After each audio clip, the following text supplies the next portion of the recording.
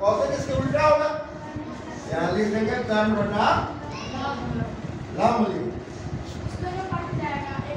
One आ जाएगा। इसी प्रकार इसमें भी हो जाएगा आधार बटा कर्ण, कर्ण बटा वन आ जाएगा। फिर इसमें आ जाएगा लंब बटा आधार, आधार बटा वन आ जाएगा, है ना।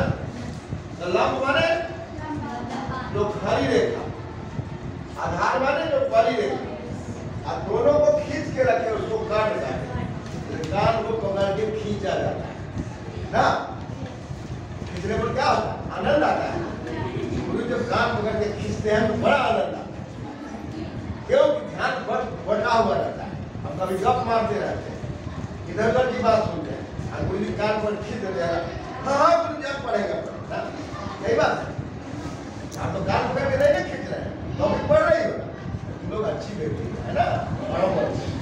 तो ये साइन थीटा कॉसेक थीटा 1 हो गया, तो प्रश्न खड़ा होगा साइन थीटा बराबर क्या होगा।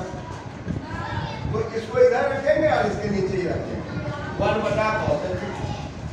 फिर कॉस थीटा है, अब इधर से ले जाएंगे तो 1 बटा सेक थीटा।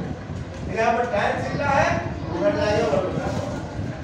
अब कल्पना करो यदि कोई त्रिभुज है और त्रिभुज में A है, B है, C है, इसको मान ले 3, इसको 4 और इसको मान ले 5, ठीक है। क्या मान ले, AB की लंबाई 3 मान लिया, BC को 4 मान लिया और AC को 5, ठीक है। अब मान लो कि हमको ये मालूम नहीं है, ठीक, सारा स्कूल का तो कैसे निकालेंगे, कैसे निकालेंगे, है किसी को नॉलेज? अरे हो प्लस करेंगे दोनों को स्क्वायर में, खड़ा हो जाओ, बोलो स्क्वायर, उसको स्क्वायर करेंगे AB square plus BC square, हाँ। तो AC निकलेगा, ऐसे निकलेगा। तो ये किस आधार पर हुआ, इसके लिए कौन सा थ्योरी है, याद करो, किस आधार पर बना ये, पाइथागोरस।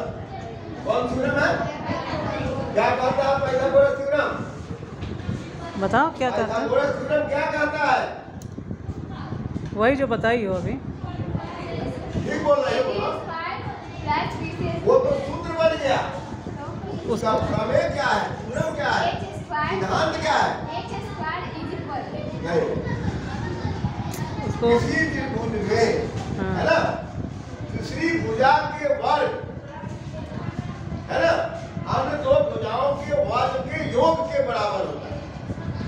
मान लो कोई त्रिभुज है, ABC कोई त्रिभुज है, ये लंब है या आधार है, तो किसी त्रिभुज में दूसरी भुजा का वर्ग, तीसरी भुजा का वर्ग, दो भुजा के वर्ग, AB के वर्ग और दो भुजा में BC के वर्ग के बराबर है। ये पाइथागोरस थ्योरम है ना, कौन थ्योरम है, पाइथागोरस। तो सिद्ध की हो कभी, आता करने, पूरा कर दोगी, कर दो, करवा के लड़ोगी तो थोड़ी होगा।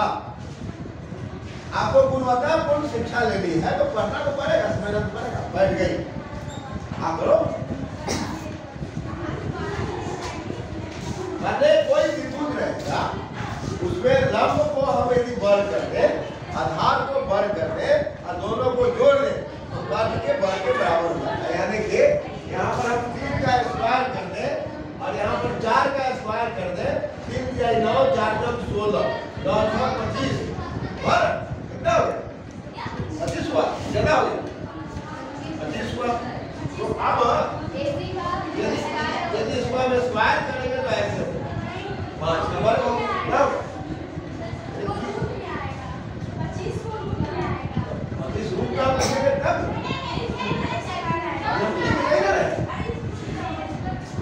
तो सीधे लिखिए 3 या 9 और 4 का 16, 9 और 25।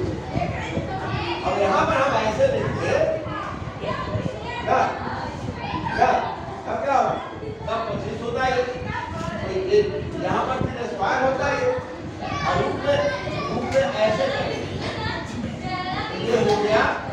अब गुना 5 गुना 5, 5 गुना 5 हुआ, इसको क्या करते हैं